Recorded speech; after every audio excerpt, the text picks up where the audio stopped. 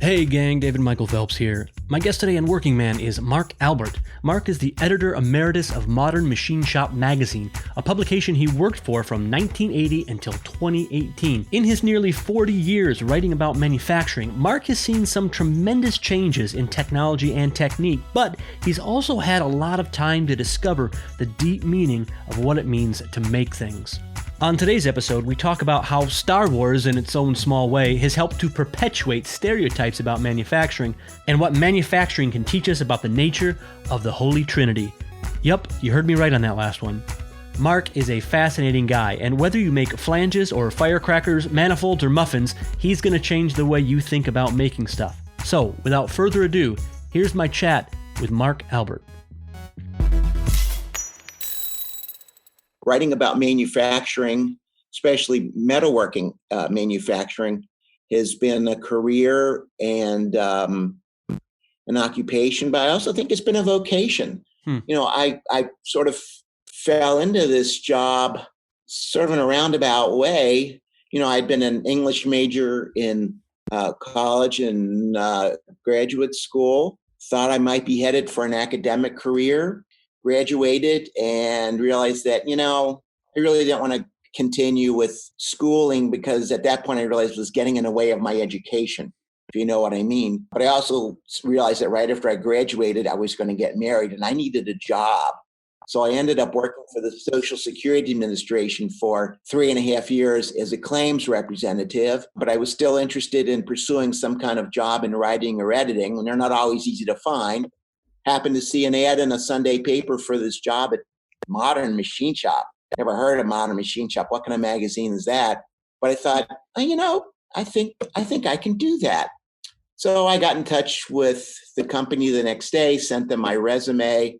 It turned out they were in an office building right across the street from the Federal Building in downtown Cincinnati, where I was working for Social Security. One thing led to another. So I was very glad to take the job. And thing is, I didn't know a thing about manufacturing. I didn't know a hand tool from a machine tool. So I was entering a whole new world about a technology of which I was just had the vaguest understanding of. But I pretty quickly realized that there was a really good connection there, that I liked learning about milling machines and lathes and grinders and the whole business of manufacturing. So I ended up really flourishing there, and it was just a lot of fun. What does that on-ramp process look like for a guy if you're not coming out of manufacturing and you're saying, okay, here you go? Because I imagine it's got to be a little challenging at first, because essentially you're being asked, hey, say meaningful things about these things while you're learning about these things. I remember some of the first things I did were writing captions for some illustrations for a technical article. And I did a quick study and just started putting words down on paper and fussed around with those words until I started looking, I think these are pretty right. And the challenge of coming to an understanding of some really technical stuff was like solving a puzzle for me. And I like solving puzzles. So the time I spent trying to figure this out was actually pretty energizing. And of course, I was reading as much as I could. I was looking at the magazine and articles that would have been written. And I had a chance to go to some trade shows and actually see what was being offered to companies in manufacturing, the types of machines and the technology. Now, 40 years ago, 1980, that was right on the cusp of when the whole computer numerical control revolution was really about to overwhelm the industry. I mean, it had been moving along for 20, 25 years by then, but the avalanche was about to take place. So I got to witness what was probably the biggest revolution in machining technology, kind of from the ground up. So I was learning along with everybody else. You know, one thing you'll learn is when nobody knows any better than you do, you can really talk to them as ignorant equals. And that's a great position to start from. And I also learned I never shied away from telling people, look, I don't know what you're talking about. I don't understand what you're doing. So try to explain this to me and talk slowly. And people are happy to do that. When they're excited about something, it really gives them some real pleasure to sit down and explain some things. The funny thing is, some of these people said to me, when I go home at the end of the day, I can't even begin explaining some of this stuff to my family. So having the opportunity to explain some of this stuff to you because you're eager to learn and you want to pass on this information, that's something I'm looking forward to. So that was a great way to learn. And the more I learned, the easier it was to learn more. So it just sort of accumulates and becomes a cascading experience. But I never forgot the joy of telling people, I don't know anything. Tell me what you know. That's a good way to start out. That's great to hear, because I think a lot of people, whatever it is you're learning about, I think there's this sort of natural, it's probably our pride, right? There's this natural reticence to admit our ignorance, to basically be outed as someone that doesn't know. But I love hearing you say that sort of, docility or willingness to admit what you don't know can become joyful, right? It's sort of like the condition to learning. Absolutely. The best way to be joyful is to be humble, just to be open and to recognize that you're kind of empty and you're willing to fill yourself up with what the other person has to share, has to tell you. And if they're also humble about it and they don't approach it with a lot of ego or arrogance, it can be a really mutually satisfying exchange. I mean, you're filling each other up. So, and that kind of exchange should be one of the joys of any human interaction. But you have to start with that basic humility. So obviously, the CNC revolution is obviously a big one. What are some of the other changes that you've observed? That's quite a career in telling the story of manufacturing. So what are some of those other changes you've observed? Well, if you think about basic metalworking technology, milling machines, lathes, grinders, those have been around for a century or more, certainly developing. But just in the last 40 years, besides learning how to cut metal with even harder pieces of metal or a grinding wheel or whatever we have, we've learned to cut metal with light, with water, with electrical sparks. And now we're looking how to make parts with metal by fusing particles with different forms of energy. So the whole world of metalworking and in manufacturing has completely changed as we've learned how to apply the forces of nature that would have been unthinkable 40 or 50 years ago. So that's certainly remarkable, just in terms of the physical technology. As you watch the CNC revolution sort of come into the 80s, I imagine there must have been a lot of questions, maybe even anxieties around things like automation. Am I right in that and assuming that was true? Well, when people say automation, one of the first things they come to mind is, it's going to eliminate jobs. We'll have robots doing the work. There won't be people there. And that hasn't been the case. Automation is like any other tool. You have to have people who know how to use that tool. And all tools are basically the means by which we multiply the power of human activity, human energy, whether it's physical activity. A hammer is easier to pound in a nail than a rock. We can do a lot more work when we start working with hammers. And we have power, tools that can put a hammer in automatically. That's why we can get our roof put on so quickly. Machines, even the simplest manual milling machine, is certainly more efficient than using a file or a chisel. I mean, automation is just another tool. It amplifies the power of our mind and makes it easier and quicker for us to produce the things that we need. And that jump in productivity has certainly been one of the reasons why our standard of living has increased dramatically in the last several decades. But again, automation, because it's a tool, creates the opportunity for people who are creative and inventive to apply it in ways to make things that were not makeable before. And having those things available to us is a benefit to all of us. Right now, look at how rapidly we've been able to jump into the production of medical ventilators and testing kits. And a lot of that is because we have automation available to speed that production. So when you look at automation, I don't see it replacing jobs. It changes jobs. And some of the jobs that it changes are the ones that are probably the most tedious, the most monotonous, and the least satisfying. So changing those jobs into ones that allow people to use their minds and their hands more effectively and more powerful ways is a good thing. Now, there's a downside. Automation does call for a higher level of skill and more training and a more vigorous use of the brain. So, we do have to recognize that our vocational schools and our educational systems start really preparing people well to work in factories or any setting where automation is going to be applied. So, yeah, I'm not afraid of automation.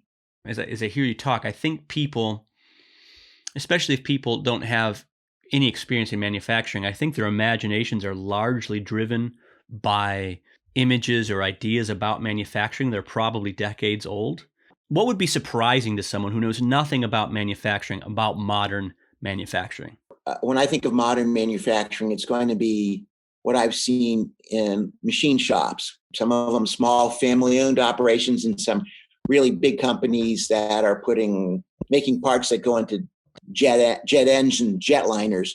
And one of the things you notice is they're clean, they're very well lit, they have equipment that looks very modern and clean and sparkly, lots of glass. It's not at all the dingy, dull thing that we might expect to see in a blacksmith shop or anything like that.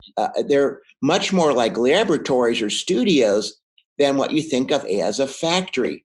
And unfortunately, Hollywood keeps showing us images of the worst sorts of factories where people are somehow trapped on the production line on the moving belt, and there's a pounding machine that they're headed to, and they have to jump out of the way before they get smashed. There was a scene like that in one of the recent Star Wars movies. I'm thinking, well, my gosh, the kind of technology that you have to use to build spaceships isn't going to look like what you might find in a blacksmith shop. Yeah. So it's really amazing to go in, and it's unfortunate we don't have more opportunities for the average person to visit a modern factory and see what's going on there. They're not only great places, but they're fun, clearly fun places to work in. And people are standing in front of a machine, and they've got a workpiece in the chuck, and they know that all the tools are ready and go.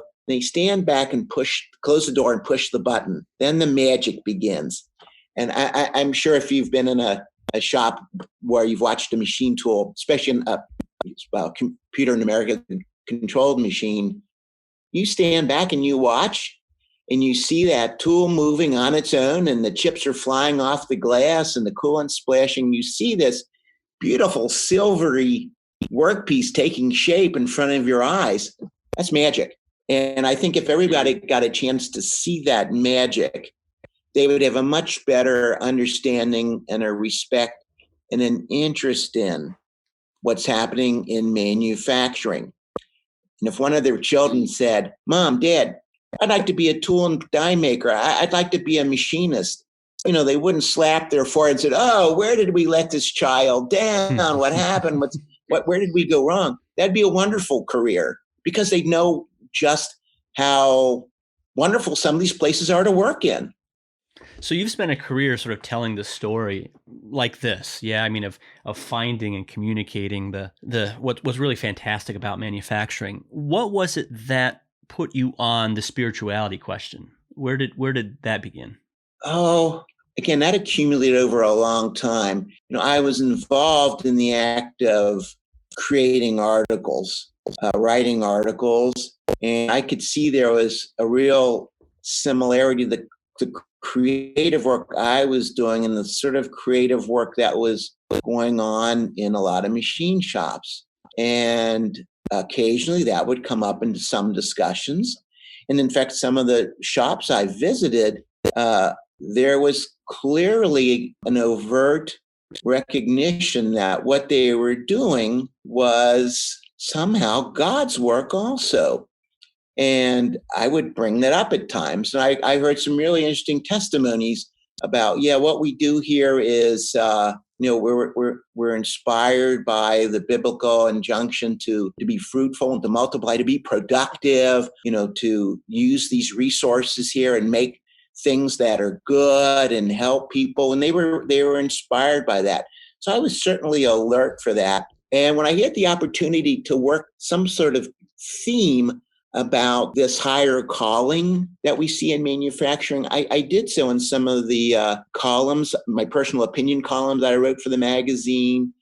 And those always got a really good response. So I realized I was touching a nerve every time I talked about how the whole business of making things was, sort of had that spiritual dimension. So I kept looking for that and building on that and developing ideas that I could share.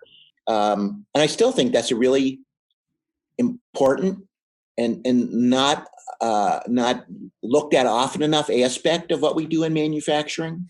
Why is that? Well, I think what it is just in general, we shy away from talking about spiritual things or God or our own personal religious beliefs in public. And I understand that. We don't want to come across as being, holier than thou or seem to be proselytizing or, in your face about our religion. So we don't always talk about it enough. We should talk about it, and we have to know how to talk about it in ways that aren't going to put people on the spot, but will be what we say will be received as an invitation to maybe join in the conversation and the dialogue. And some people are going to open up, other people are not. But I think we have to take that venture when we have the right context to bring that up. And when it does come up, I have found that people do talk about it and they will open up. Some of the shops I visited where I thought, geez, these are shops where it's really clear that one of the common denominators for everybody working there is a sense that they are doing something that's good. And because it's good, in a sense, it's got, some kind of holiness about it. Even if there's no overt signs or symbols that, this is a Christian shop or, we're a Bible-based company or something like that. You can tell that there's something going on here where there's a not just respect, but maybe a little bit of sense of wonder about what they're doing. So yeah, we should be looking for those things and bring them up when we can. So what are some of the things then in your sort of reflection and investigation and discussion about this specifically related to manufacturing? What do we learn from manufacturing about the spiritual life, about the divine? Obviously, manufacturing. Let me define what manufacturing is to start that out. Okay, I've always said in its simplest terms, manufacturing is a business of making things. Now, when we talk about making things, then you can start talking about being creative and turning ideas into things and letting those things work their power in the hands of the end user, the consumer, the customer. But it's really important also to realize that manufacturing is a business.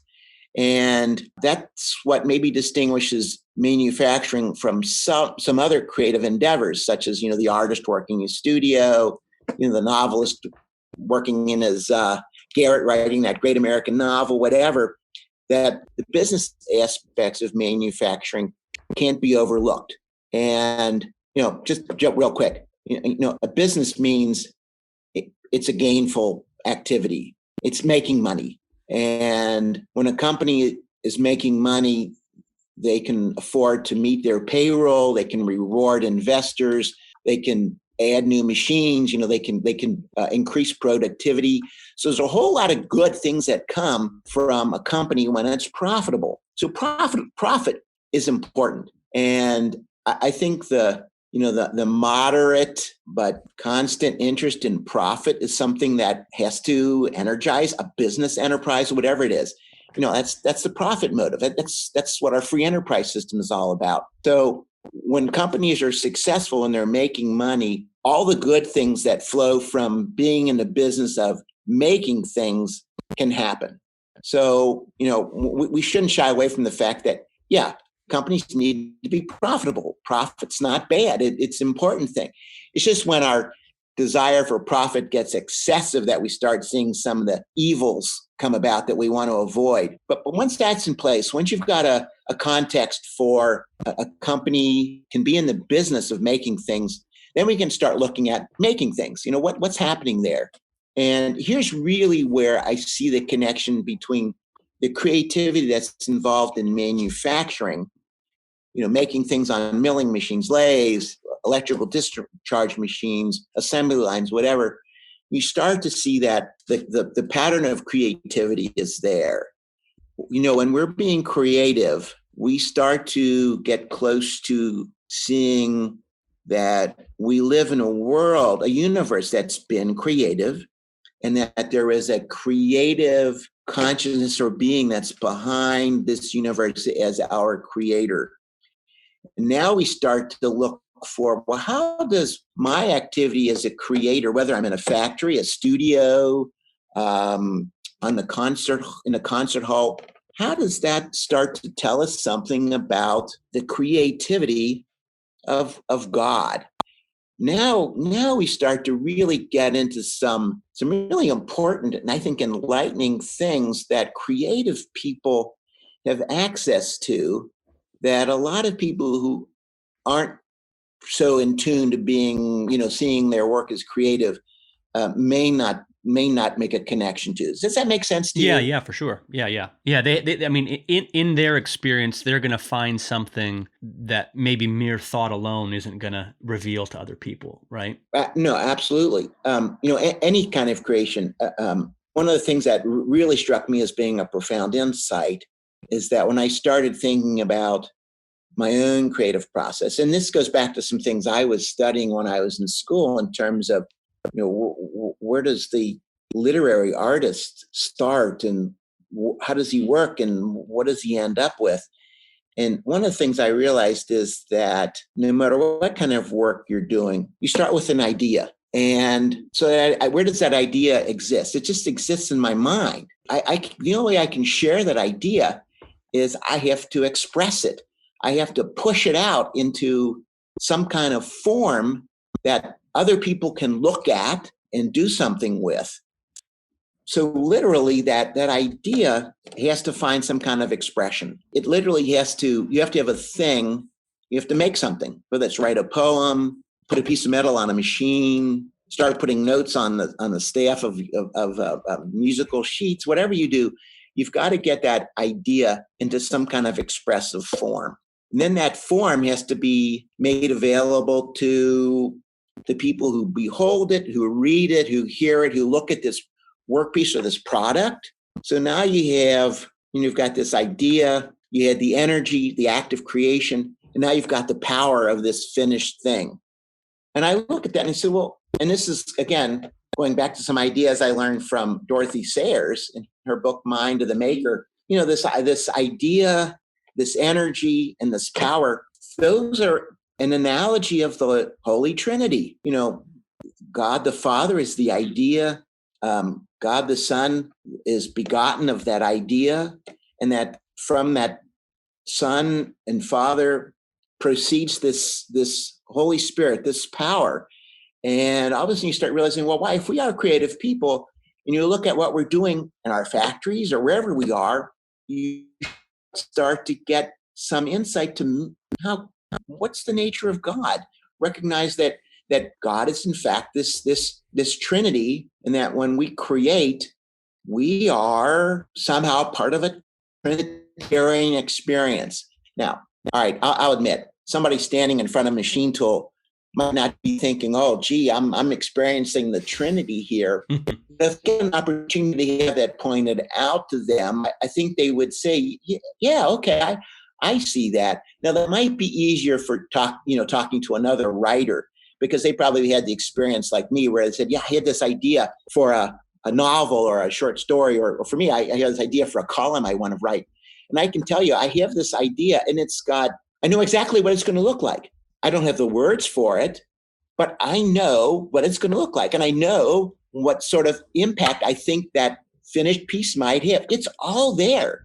The idea, the energy, the power, it's already there. And it was there when that idea first popped into my head. Now I have to sit down and do the hard work of coming up with words, actually putting words onto paper. There are times when I've thought, you know what, it would be easier for me to just take a little knife and open my vein in my wrist and write that way than try to just get these words out of my head and onto paper. It can be a real struggle. But what energizes me, what keeps me going is, I think, the idea I have has gotten me so excited that I really want to take the energy to get this into a column that might show up in the magazine. And that's why when you think about what we do in a factory, somewhere along the line, some engineer or designer has some idea for a new product, and people are going to look at that idea and say, yeah, that's something that's worthy. We need to make that. We have to figure out how we're going to make that. So now the people who take that design, that idea, and start putting it together as a computer-aided design file, and they start putting tool paths together in their programming software, and they get the pieces of metal forged or cut off a big chunk that'll we can put on a machine, and then the operator here has to find all the right cutting tools, get the right program downloaded. I mean, there's a lot of hard work involved. I mean, even when you said, you push the button and the magic happens, that's just the beginning. You take that work piece off, it's got to be measured, it has to be checked. All of this energy that goes into that is literally inspired by the idea. Then when you have this finished thing here, what do you have? You've got something that has the power to maybe save lives, enrich lives, ease lives. That power is in that thing. And that's all traceable because we've had the unity of the idea, the energy, and the power. They're all of one substance. And yet, even though we can see, there was an idea, there was energy in the thing, there's still one single creative act. And that's a lot like what we say about the Holy Trinity. We can distinguish the three persons, and yet we always recognize that they are one God and have always been one God. And in that one God, the Father and the Son and the Spirit have always been there, existing co-eternally. To me, that's pretty exciting to see that connection there. It sure is. And one of the things I find fascinating about it is you start by examining manufacturing making. You can see sort of encoded in that process, so to speak, something about the divine. But then, like you said, there becomes this sort of question where, okay, so now let's bring it back down to the guy on the line. Is the task for him to somehow create some sort of, treatise on the Trinity? Well, no. Okay, so, but there is sort of a meaningfulness to that guy in that position. And it makes me think of a chat I had recently with a guy named Nathan Schmidtke. And he was talking about the importance of keeping the whole in mind when you're doing the particulars. And it occurs to me that, the guy in the line, if the only thing he can see is this part right here, in a way, the direction of his energy, distinct from having any access to the idea, the larger whole, that could potentially be sapping. But as soon as you catch a glimpse of the idea, you get to catch a glimpse of the whole, you don't have to become, the designer, but if you have a glimpse of the larger thing you're contributing to, that actually is energizing, isn't it? No, absolutely. And I think that's a really significant point. I want to talk about that because that's one of the reasons why I'm so excited about the most modern technology that we have available in manufacturing. And actually, this gets back to something that Dorothy Sayers said in her book, Mind of the Maker, that one of the problems she saw, now that book was written, I guess, in the 30s or 40s, one of the problems that she saw in the modern factory, and this was one of the things that people complained about the, some of the downsides of the Industrial Revolution, that we had people working in factories that were simply, putting a bolt on a part, and they did that next to a bunch of other people putting bolts in holes or welding this part. And they did not have the opportunity to understand the grand design that was behind what they were doing. And they did not have the opportunity to see the good that came from when that finished product was out there in the world doing its good. So it is pretty stultifying and demeaning to just be doing work that seems meaningless. Well, in order to understand the meaningfulness of even a simple monotonous task is to have in mind, the glory of the design that you're starting with and the wonder of the benefits that will flow. But when you think about the technology we have today, it's possible for people on any level of the manufacturing process to literally be on the same page with the designer, with the main people, all the people involved in manufacturing, and with end users. So, we talk about, these integrated platforms and, micro factories where everyone really is sharing that same, on the same computer platform, same, page, if you will, where they have an opportunity to interact with the designer and hear from the end user. And they get this input and they can see much more clearly, gee, the part I'm doing here is really important. It's significant, has meaning. When we have a chance to see that whole process from beginning to end, it really is truly energizing. And I think today's technology is going to make that possible in ways that we never had available before. So I think that's really exciting. And I can see that when I go into a machine shop and the fellow at the machine is working at that computer screen and he calls up this 3D image of the part that's going to be made. And he can turn it around and look at all the different parts and, from different angles. And he's got to be thinking to himself or herself, darn, that's a really neat part. And I'm about to push the button and make this happen. This part's going to be produced in whatever time it takes for this machine to do its work. That's exciting. Boy, it sure is. And, and just even hearing you talk now, and again, I don't want to overstate this, but here's what comes to mind is you talk about how the modern sort of technology improves the ability of any particular worker at any stage to be connected with, I love this phrase used, the glory of the design and the wonder of its benefits, right? So basically, the worker who's in that point of energy gets access to the idea and also to the power more efficiently. And so there's a sense in which it enables that particular worker to have a deeper experience of that type of Trinitarian creativity. But it also occurs to me that the collaborative effects of that technology could also be said to give you an experience of something like, and this is going to sound like I'm overstating it, but give you something, a little foretaste or some experience of something like the kingdom of God in its sort of collaborative community, right? So it's fascinating to think about the possibility of looking at manufacturing as giving us some insight into the nature of God, but also into the sort of community that we're being invited into in the life of God, which is this sort of kingdom of, collaboration and solidarity and love might not even be overstating it, right? That's fascinating. Well, I think you're right. Well, no, I know you're right. We are called to do the work of God, and we're called to do the work of God together. So we don't work in isolation. We work within the context of a community.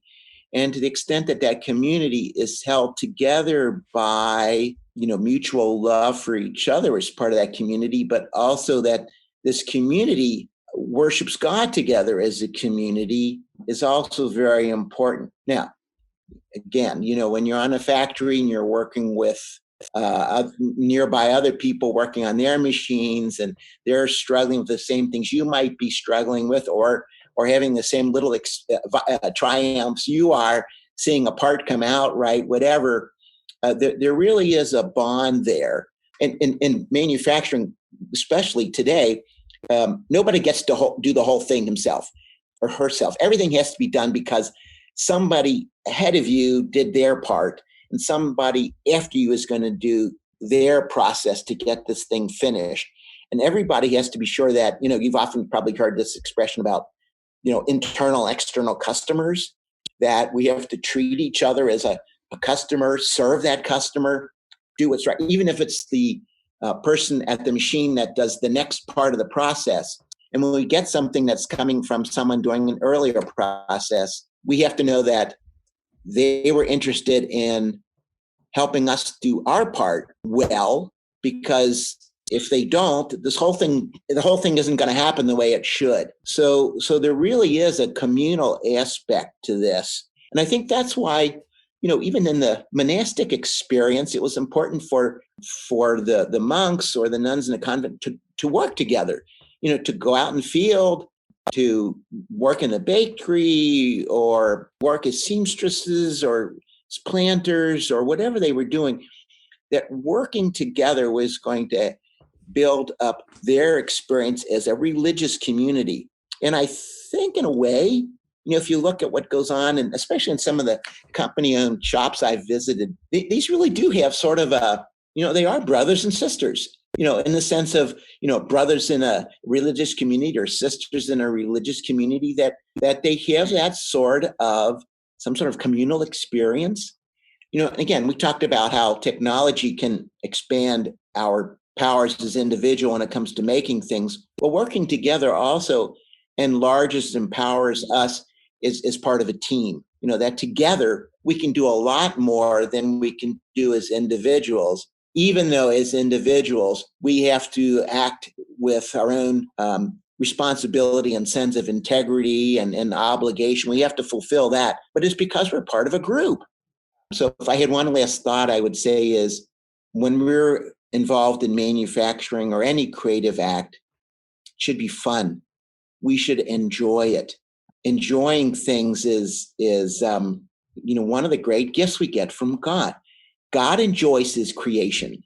We should enjoy being creative the way God is creative and the way he enjoys what he's doing. The work of creation is not finished, even if God has, and I'm sure he does, has the whole idea of the universe and its entire history in God's mind at one time. He takes delight in it. He looks at it and does say, as it says in Genesis, this is good. This is very good. So we should look at what we do and say, this is good. This is for good. And darn, I had a good time doing this. And one of the things I look forward to is sharing that exact joy with God and everyone else who's in heaven, that we can laugh with him and delight at the joy of this universe and how delightful it is and how much fun it's been. It's been a great adventure.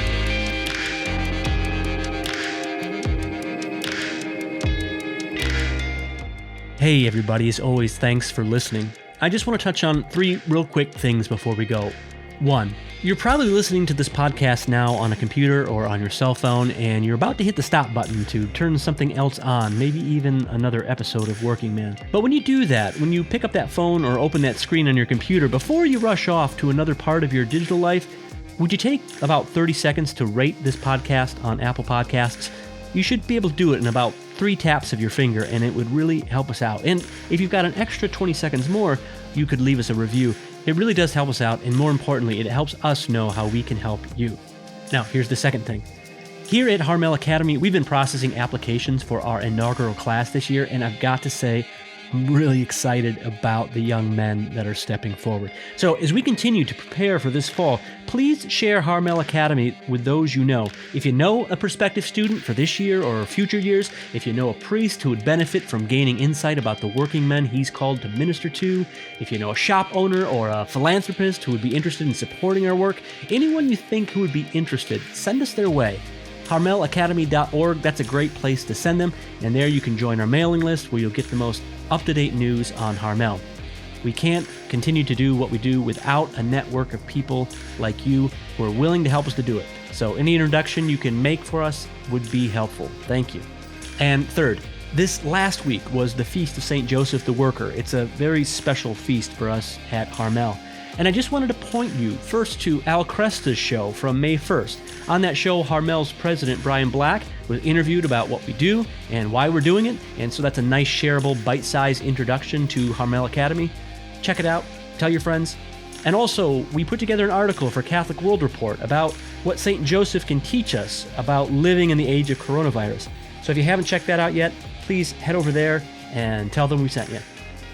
As always, thanks a ton, everyone, for listening, and we'll see you next time.